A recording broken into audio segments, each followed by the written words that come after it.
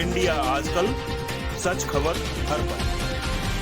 नमस्कार, मैं हूं आईपीएस यादव। आप देख रहे हैं इंडिया आजकल, सच खबर हर पल। पेश आज का वीडियो। लाओ त्से कहता है कि अच्छा लड़ाका वह है जो क्रोध नहीं करता।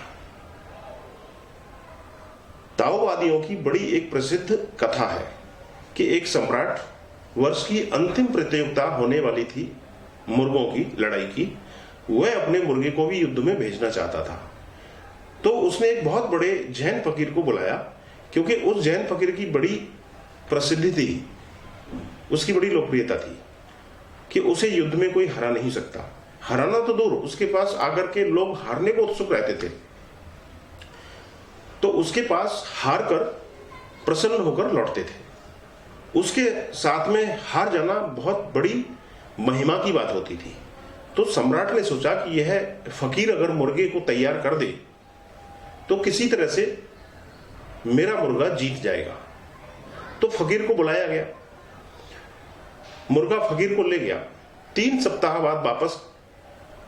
सप्ताह बाद सम्राट ने खबर भेजी, क्या मुर्गा तैयार है?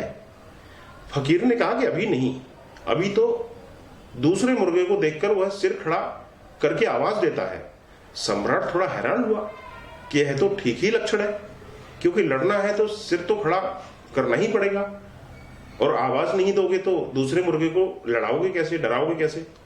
खैर, कुछ देर और प्रतीक्षा की सम्राट ने। फिर 3 सप्ताह बाद पूछवाया कि क्या मुर्गा तैयार हो गया? जिसके जवाब में फकीर ने कहा कि नहीं, अभी भी नहीं, अभी पुरानी आदत तो जा चुकी है, लेकिन हाँ, दूसरा मुर्गा आता है तो तन जाता है, तनाव भर जाता है। और 3 सप्ताह बीत गए। फिर पूछवाया, फकीर ने कहा कि अब थोड़ा थोड़ा तैयार हो रहा है, लेकिन अभी थोड़ी देर है। अब दूसरा मुर्गा कमरे के भीतर आए तो खड़ा तो रहता है, लेकिन भीतर व्यथित हो जाता है, भीतर एक तनाव की रेखा खिंच जाती है। और 3 सप्ताह बाद फकीर ने कहा कि अब मुर्गा बिल्कुल तैयार है।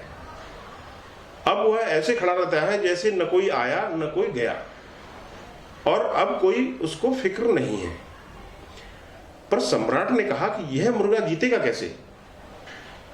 उस फकीर ने कहा कि तुम उसकी फिक्र ही मत करो, अब हारने की कोई उसकी संभावना ही नहीं है। दूसरे मुर्गे इसे देखते ही भाग खड़े होंगे और इसको लड़ना नहीं पड़ेगा, इसकी मौजूदगी ही काफी है। सम्राट बड़ा उत्सुक हुआ, और जब प्रतियोगिता हुई तो यही हुआ, मुर्गा खड़ा किया गया। तो दूसरे मुर्गों ने सिर्फ झांक कर उस मुर्गे को देखा, न तो उसने आवाज दी, क्योंकि वह कमजोरी का लक्षण है, वह भय का लक्षण है।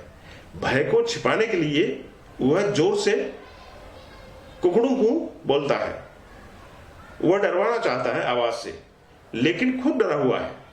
न तो उस मुर्गे ने आवाज दी, न उस मुर्गे ने देखा। जैसे कुत्ते भौंकते रहते हैं और हाथी गुजर जाता है, वह वैसे ही खड़ा रहा, जैसे पत्थर की मूर्ति हो। दूसरे मुर्गों ने देखा, उनको कभी छूट गई, क्योंकि यह तो मुर्गे जैसा मुर्गा ही नहीं है, इसके पास जाना तो खतरे से खाली नहीं है। और वे सभी भाग खड़े हुए। प्रतियोगिता में दूसरे मुर्गे उतर ही नहीं सके उसके समक्ष। लब्बलवाब कहानी का ये लाओ त्से कहता है, अच्छा लड़ाका कभी क्रोध नहीं करता है। यह कथा मुर्गे की, ताओवादियों की कथा है। यह लक्षण है योद्धा का कि वह क्रोध नहीं करता है, वह उत्तप्त नहीं होता है, उसका मन ज्वरग्रस्त नहीं होता है, वह ऐसा शांत बना रहता है जैसे बुद्धत्व को उपलब्ध हो गया हो। दोस्तों, ये कहानी ताओ उपनिषद से ओशो ने पेश की। ताओ उपनिषद से प्रवचन नंबर 111।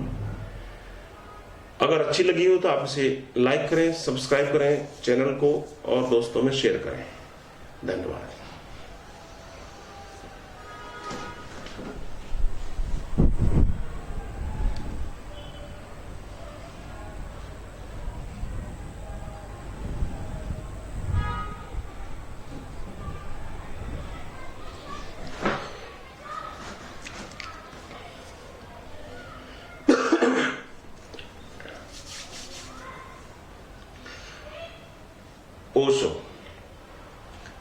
इंच आगे बढ़ने की बजाय 1 फीट पीछे हटना श्रेयस्कर है। क्यों? क्योंकि आगे जाने की यात्रा अहंकार की यात्रा है, उसमें बहुत से लोग गए लेकिन किसी ने कुछ पाया नहीं। तुम हटते जाओ, तुम्हारा मन कहेगा ऐसे हटने लगे तो सारी दुनिया हमें हटा ही डालेगी, कोई हर्जा नहीं है। कहां पहुंच जाओगे? सबसे आखिर में खड़ा कर देगी ना, ठीक है, मुझे मंजूर है, लेकिन सबसे आखिर में खड़े होने में हर्ज ही क्या है? और जिन्होंने भी जाना है उन्होंने सबसे आखिर में खड़े होकर ही जाना है, क्योंकि वहां न तो संघर्ष है, न वहां कोई प्रतियोगिता है, न तुम्हारी तरफ किसी की नजर होती है। तुम पर, तुम्हारी नजर सब पर होती है लेकिन तुम पर किसी की नजर नहीं होती।